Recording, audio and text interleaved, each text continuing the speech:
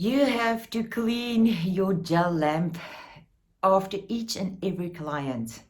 So I'm going to show you how you're going to clean your gel lamp and not use acetone. Please do not use acetone on your gel lamp, as this can cause damage to your gel lamp. So let me give you a demo on how to clean your gel lamp after each and every client.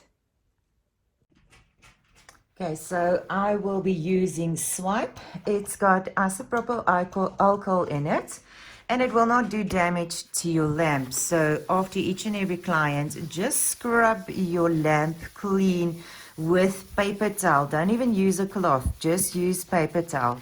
And don't use a sponge or anything on your lamp. You can clean that on top. You will clean it on the sides, at the back, on the sides, and then remember to clean on the inside of your lamp as well. So if you have a plate, you remove that plate and then clean that. I don't even use my plate when I do nails, so that it also helps me that I don't get my plate so that it gets full of gel. So I just clean it with Swipe because it's got enough alcohol in it and it won't damage your lamp. The key is, please do not use acetone, as it will clean your lamp.